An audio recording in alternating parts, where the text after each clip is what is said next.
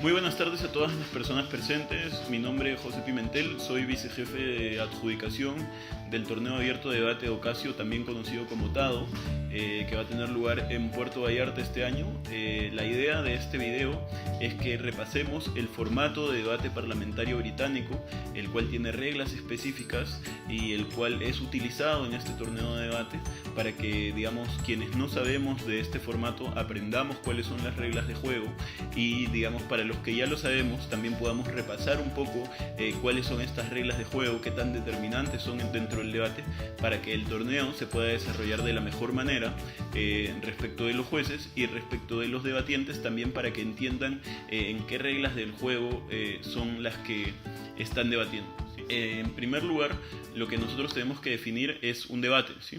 El debate no es, digamos, quién se aproxima más a la verdad. El debate es un punto de vista, ¿no? Como el de, no sé, legalizar el aborto, en donde existe una postura a favor y una postura en contra, y cada uno puede dar argumentos a favor o argumentos en contra dependiendo de su punto de vista, ¿sí? A diferencia de, digamos, la vida real, en donde uno solamente defiende la postura que tiene, si es a favor o en contra. En el formato parlamentario británico, nosotros no tenemos esta postura a favor o en contra determinada, sino que se nos la asigna. Es decir, de repente yo puedo estar a favor de la legalización del aborto o en contra, pero eso no le va a importar al formato parlamentario británico. Ellos me van a decir si es que tengo que dar argumentos a favor o en contra de esta moción o de este punto de vista a debatir. Otra cuestión es que nosotros no vamos a saber qué punto de vista, qué moción vamos a debatir hasta 15 minutos antes de que se dé el debate. Una vez nos den la moción y nos den las posturas, nosotros vamos a tener 15 minutos para poder preparar nuestros discursos y poder presentarnos y tratar de persuadir al juez de por qué nos tiene que poner primer puesto en ese debate, ¿no? Y por qué consideramos que hemos ganado. Para poder hacer eso, lo que vamos a hacer es entrar a una sala con 3 equipos más. Es decir, como ustedes ya deben saber por su inscripción, este debate es de parejas y son 4 equipos los que se confrontan dentro de este debate. Es decir, van a haber 2 equipos a favor y 2 equipos en contra. Se van a turnar de manera intercalada, es decir, el primer orador de gobierno, que se le llama también primer ministro de gobierno, luego va a hablar el primer orador de la postura de oposición, que también se le llama líder de la oposición, luego va a hablar el viceministro de gobierno o segundo orador de gobierno, luego va a hablar el vicelíder o segundo orador de la oposición,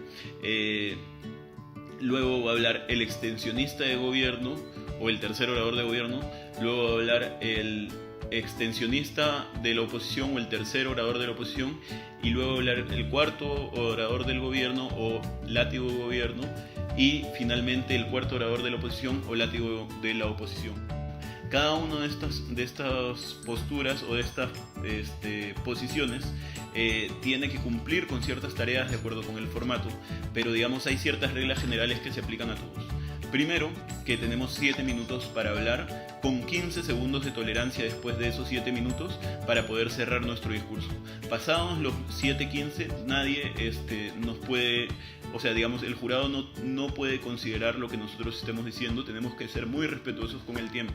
En segundo lugar, que durante estos 7 minutos, el primer minuto y el último minuto son minutos protegidos, es decir, nadie te puede interrumpir durante estas partes del debate.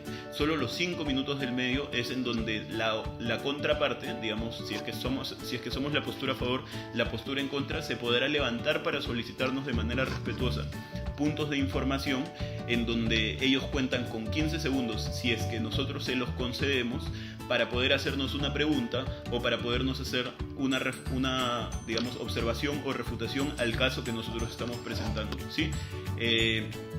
Otra cuestión es que esto se da, digamos, en los términos de respeto. Nosotros no podemos ofender a ninguna de las personas que se encuentran dentro de ese debate, y tampoco, digamos, a las materias del debate. Es decir, por ejemplo, de repente, si es que estamos hablando de temas que tienen que ver con opción de la sexualidad o del género que uno tiene, no podemos referirnos de manera despectiva con términos despectivos hacia estas personas. Y hay que tener mucho cuidado con eso. Bueno, pasando ya un poco a aterrizar cuáles son las reglas de este debate, claro, cuál es el formato de este debate, vamos a ver qué es lo que tiene que ser cada uno de estos roles dentro del debate, ¿sí? Como ya vimos, primero está el primer ministro del gobierno o el primer orador de gobierno. Él tiene básicamente tres labores. Primero, el brindar definiciones, ¿sí? Estas definiciones tienen que ser definiciones claras, definiciones que permitan el debate, es decir, que no tengan carga argumentativa dentro de las definiciones, es decir, que no sean fuera de contexto, que no vayan a debatir una realidad que no existe, o que, digamos, no vayan a tener carga argumentativa o sean autocomprobatorias de alguna manera, ¿no? Es decir, si es que vamos a debatir sobre el aborto, decir que el aborto es quitarle la vida a alguien y que por ende esto ya es per se negativo, nosotros lo que estaríamos haciendo es no permitir el debate, porque ya dentro de las definiciones, que es como el marco teórico de este debate, no se estaría permitiendo que la oposición brinde argumentos en contra, ya que dentro de la definición o el marco teórico del debate se está cerrando esa opción. Entonces hay que tener mucho cuidado con eso. Por otro lado tenemos el statu quo, ¿sí? El statu quo es el contexto en el cual se da el debate. El contexto también tiene que ser el ahora y tiene que permitir el debate. No podemos estar debatiendo en el año 2100 o en el año 100, ¿sí? Porque, digamos, no tiene sentido debatir mucho sobre esas épocas. Por lo general los debates se dan en el ahora y hay que tratar de brindar un statu quo que sea neutro y que sea del ahora, de manera tal de que se permita el debate. Digamos, otras dos labores, o la siguiente labor del primer ministro de gobierno es brindar argumentos a favor o en contra, argumentos a favor de su postura, ¿sí? Con eso acaba la labor del primer ministro de gobierno. ¿Cuál es la labor del líder de la oposición? Observar si las definiciones no son autocomprobatorias o fuera de contexto, como ya se planteó cuando se explicaba la labor del primer ministro de gobierno de definir.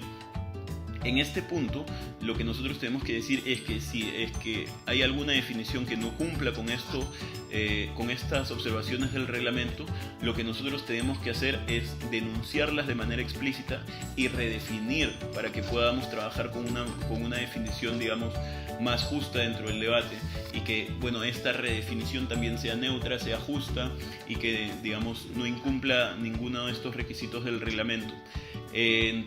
Luego lo que tenemos que hacer de repente también es observar el status quo. Si es que queremos agregarle algo al status quo también podríamos hacerlo. Si es que queremos impugnar algo al status quo también tenemos que hacerlo y explicando por qué, al igual que con las definiciones. Y por último tenemos que presentar refutaciones al caso planteado por el primer ministro de gobierno y brindar argumentos en contra de lo planteado por el primer gobierno o en favor de nuestra postura, ¿sí? O sea, cuáles son las razones fundamentales y los argumentos principales por los cuales nosotros no legalizaríamos el aborto, por ejemplo. Luego viene el viceministro del gobierno. Este viceministro del gobierno lo que hace es reforzar lo planteado por el primer ministro de gobierno, refutar lo planteado por el líder de la oposición y finalmente plantear nuevos argumentos o presentar nuevos argumentos que defiendan su postura, ¿sí? Con esto básicamente se cumple la labor del primer ministro, del viceministro de gobierno. Y en cuarto lugar tenemos a vicelíder de la oposición. Este vicelíder de la oposición va a hacer una labor similar a la que hace el viceministro de gobierno. Lo que hace es reforzar lo que planteó su vicelíder, su líder de la oposición. Va a refutar todo lo planteado por la Cámara Alta de Gobierno, sí, que va a ser el primer ministro y el viceministro del gobierno, y presentar nuevos argumentos, los cuales sirvan para plantear o reforzar o sustentar el punto de vista contrario al de la Cámara de Gobierno, ¿no? Y contrario a la moción por ende. Con esto cerramos el debate en cámaras, pasaríamos al debate en cámaras bajas, en donde está el extensionista o tercer orador de gobierno y digamos su labor es la siguiente. Primero, refutar el caso de la Cámara Alta de la oposición. En segundo lugar, reforzar un poco lo que tiene la Cámara Alta de Gobierno. Y en tercer lugar, y digamos lo principal aquí, es presentar argumentos de extensión. ¿Qué es la extensión o qué entendemos por extensión? Entendemos todo material nuevo que permita dar un nuevo punto de vista o un nuevo enfoque a la moción que se está debatiendo, ¿sí? Lo que nosotros tenemos que ver aquí es que no necesariamente tiene que ser un argumento nuevo, podría ser lo ideal, un argumento completamente nuevo, es decir, razonamientos, premisas y evidencias nuevas, pero podría ser solamente razonamientos, solamente premisas o solamente evidencias nuevas en la medida en que sean lo suficientemente innovadoras para poder cambiar el enfoque del debate respecto de las perspectivas que se están dando, de manera tal de que se vea un nuevo debate en términos de innovación y que, digamos, dinamice un poco más el debate, ¿sí? Esta es básicamente la labor que tiene el extensionista de gobierno, y similar labor, por no decir la misma, tiene el extensionista de la oposición. Va a tener que refutar a su cámara alta y a la cámara alta de gobierno y al extensionista de gobierno. Va a tener que reforzar lo planteado por su cámara alta de oposición, y va a tener que presentar también esta extensión, que como ya hemos dicho, se puede dar de varias formas, pero lo importante es que dé esta nueva perspectiva dentro del debate que se vea innovadora. Por último, están los látigos tanto de gobierno como de oposición. Ambos tienen la labor de presentar un resumen sesgado respecto de por qué, en donde se explique por qué el debate se lo lleva a su cámara, o la de a favor o la del gobierno por parte del látigo de gobierno, o el de la oposición por parte del látigo de la oposición. Esto se tiene que hacer abordando lo que sucedió en cámaras altas y abordando lo que sucedió en cámaras bajas. Existen distintas estrategias para poder hacer este resumen. Algunas de ellas es, el resumen simple, en donde se dice qué dijo y qué argumentos dijo cada uno de ellos, cómo es que fueron refutados y por qué, y qué argumentos quedan vivos y por qué cada una de estas posturas gana el debate. Otra estrategia es la de los puntos de choque, en donde, se trata de identificar cuáles son los puntos principales dentro de este debate, y haciendo una comparativa,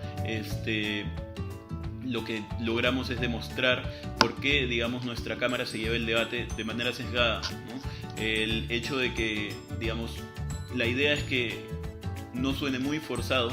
Si es que de alguna manera esto suena muy forzado, igual es nuestra labor, hacer como látigos este resumen sesgado por parte de nuestra postura y decir por qué nosotros ganamos el debate. Lo importante que queremos decir también aquí es que, si bien estas labores o estas reglas son importantes para poder enmarcar y para que se pueda dar un debate, esto no es lo principal, y esto sobre todo va para los jurados, ¿sí?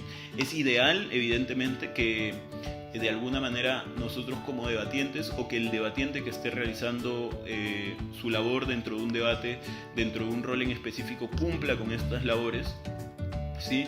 Pero que cumpla o deje de cumplir con alguna de estas labores no necesariamente es determinante para poder asignarle un primer puesto o un último puesto de manera automática a cada uno de estos equipos, sino que, por el contrario, como ya hemos dicho, la esencia del debate es el material argumentativo y el material refutativo que ellos traen, y de alguna manera quien haya hecho mejor esta labor va a ser quien gana el debate. Sin embargo, también tenemos que ver que si es que ambos traen un mismo nivel argumentativo, un mismo nivel refutativo, en algunos casos podremos utilizar estas herramientas, como el de las reglas que tiene este formato, para poder determinar quién podría quedar un poco por encima de otro. Fundamentalmente, estos criterios de reglas sirven, por ejemplo, para asignar puntos de orador, o para poder discernir cuando hay un debate muy reñido, en donde de repente todos cumplieron con una labor argumentativa y refutativa ideal, y cumplieron con las demás tareas que tienen que cumplir dentro del debate, siendo persuasivos, siendo ordenados, siendo muy estructurados, entre otros criterios que pueden existir. Y alguno no cumplió con definir, alguno no cumplió con refutar. Entonces, ya en comparativas respecto de las labores que se tienen que hacer dentro del formato parlamentario británico, esto podría servir para poder aclarar un puesto por sobre otro si es que están muy parejos, pero nuevamente tomando como criterio principal la labor argumentativa y la labor refutativa dentro del debate. Espero que les haya quedado claro cuáles son las labores dentro de dentro de este formato de debate. Espero que les haya quedado claro también cómo es que tienen que realizar cada una de sus labores.